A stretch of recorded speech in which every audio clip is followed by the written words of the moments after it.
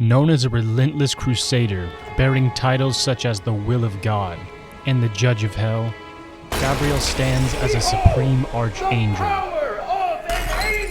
commanding both fear and reverence across the sprawling realms of heaven and the intricate layers of hell. As a figure feared by some and used as an instrument of destruction by others, Gabriel assumes a pivotal and enthralling role within ULTRAKILL's narrative.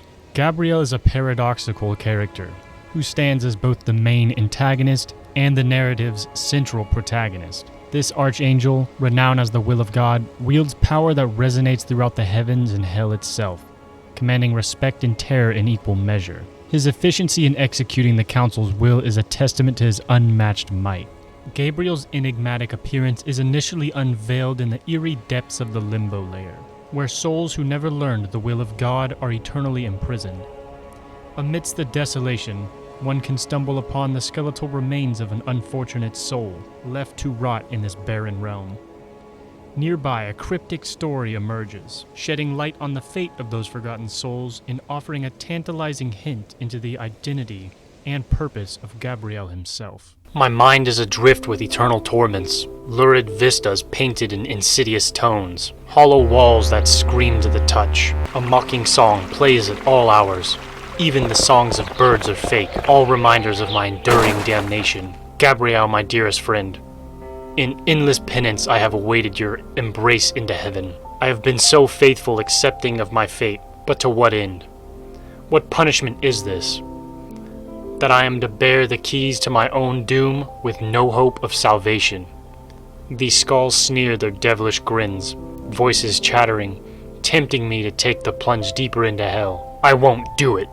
I've hidden them away amongst the furnishings, books, and the very foundations of this accursed place. Forgive me, Gabriel.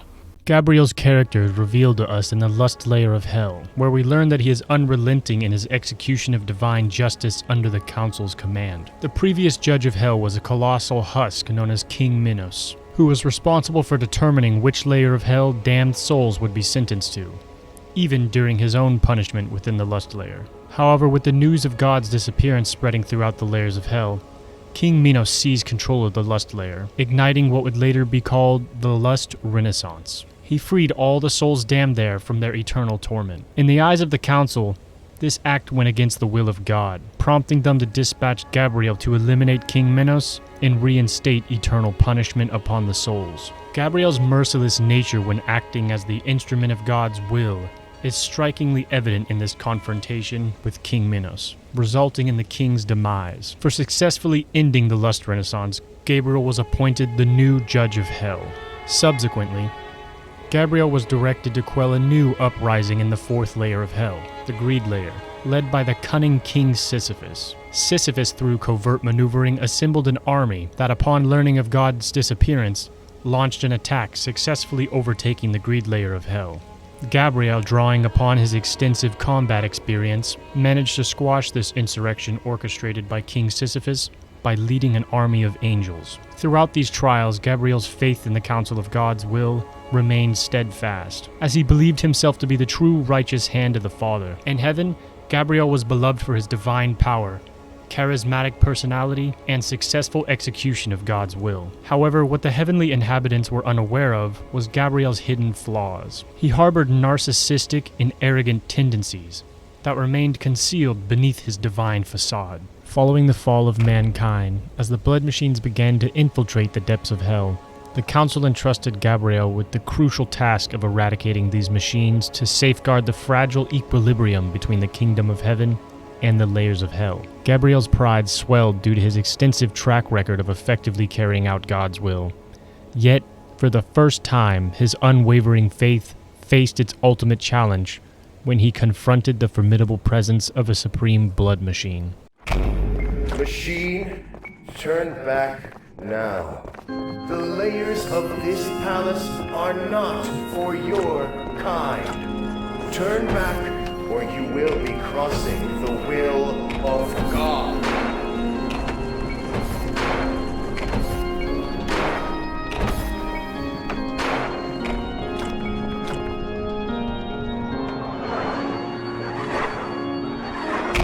Your choice is made.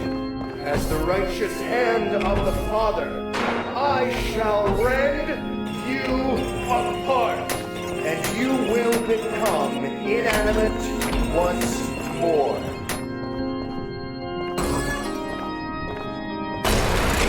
Behold, the power of an angel!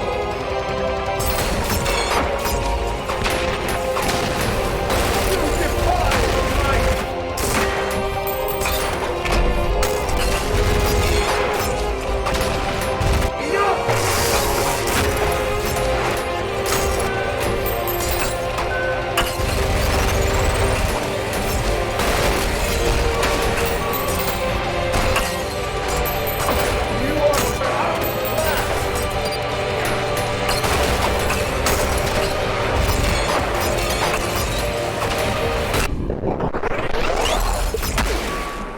What?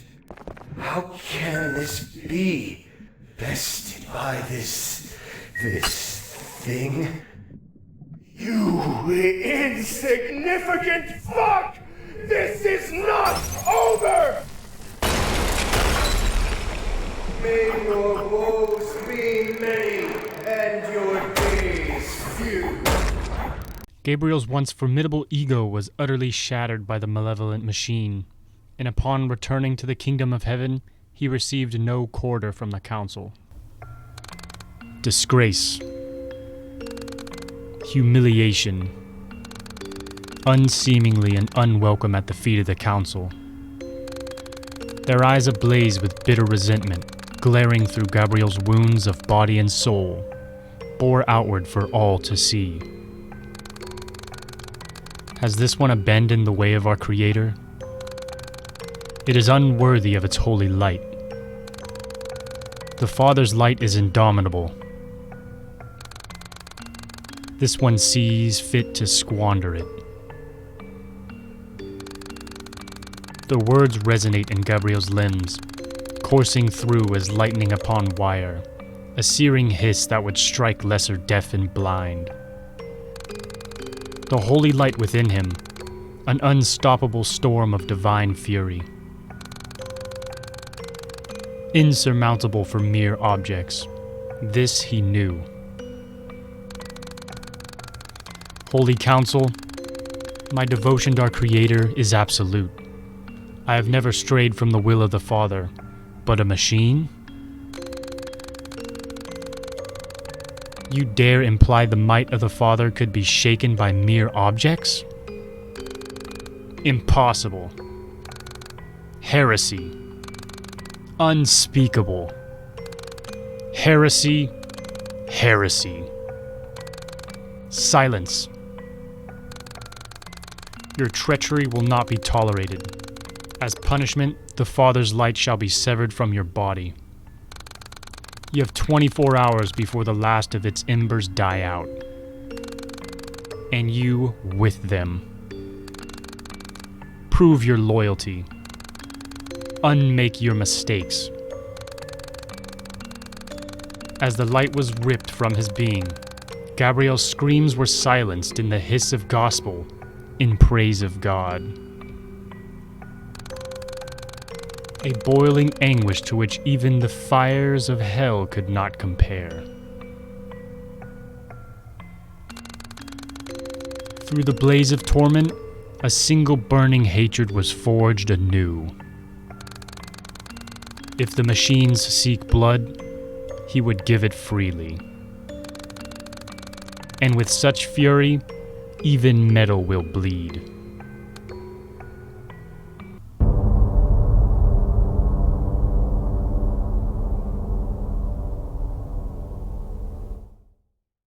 Gabriel's ego was crushed by the machine, and now with the Father's light stripped from him, he is more full of hatred for the machines than ever before.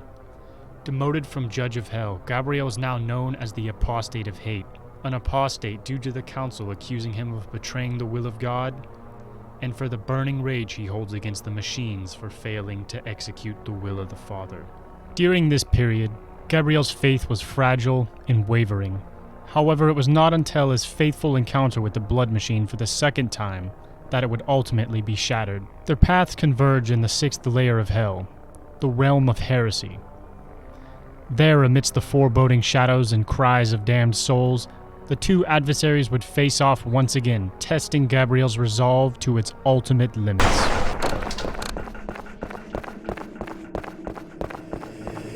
Limbo, lust, all gone, with gluttony soon to follow. Your kind know nothing but hunger, purged all life on the upper layers, and yet they remain unsatiated. As to you, you've taken everything from me, machine, and now all that remains is perfect hatred.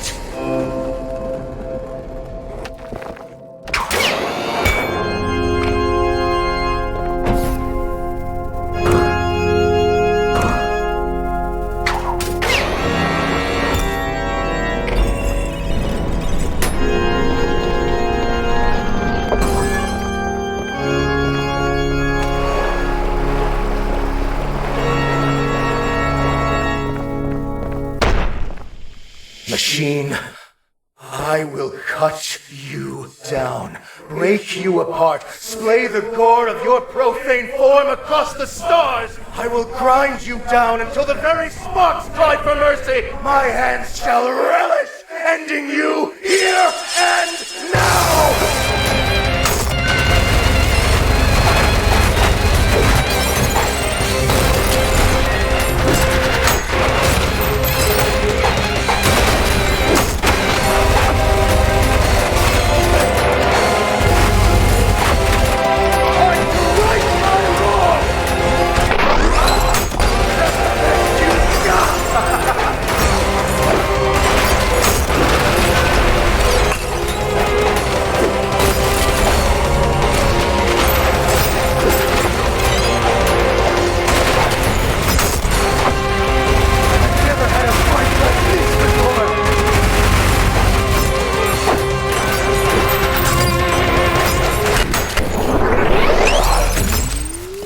Twice, beaten by an object. Twice. I've only known the taste of victory, but this taste is this my blood? I've never known such relief. I need some time to think. We will meet again, machine. May your woes be many, and your days few. With the taste of blood in his mouth and his spirit broken, Gabriel lay defeated for the second time at the hand of the machine. This crushing defeat shattered his faith in the Father, marking the nadir of his spiritual journey. As he descended from grace, Gabriel was consumed by introspection, grappling with the profound doubts and inner turmoil that plagued his once unshakable beliefs. Silence. Introspection. How many had he killed? Had he ever thought to count? How much cruelty did he embody? Into what end? How many did he condemn to hell? And who did it benefit? 2 defeats at the hands of the machine had changed Gabriel. The world of the once supposed will of God was now shattered, and only he was left to put the pieces back together. They collected before the light of a dying fire that fresh fuel couldn't sustain. This new light showing the truth to Gabriel. The pieces never fit together to begin with. The supposed council of the people who boasted a God that wasn't there. Gone. Vanished. The council still chased after the light of God's fire. Their memory of its words and will grown twisted and warped, and the rest of the aimless masses of heaven follow their footsteps. The angels still act in the Father's name, but his kingdom has changed. Now the fire was dying, sputtering out as the heat failed to gain purchase. Gabriel looked upon the embers with a perfect clarity. He drew his blade and held it in contrast to the dying light. In its reflection, he saw a weapon reborn, no longer wielded by the will of another, but his own. He knew words alone would never sway the masses. He chose to do something drastic. Death stains the auditorium. The littered corpses of the once mighty council now strewn against its surfaces, their last gasp of life dripping down the dissident blade of Gabriel's sword. The last counselor, now backed up to a wall, scrambles for words between panicked breaths as death approaches with measured steps. Wait! You can't do this! Our status forbids it! This is treason, heresy, murder! We are the supreme authority. Our law commands you. You command nothing.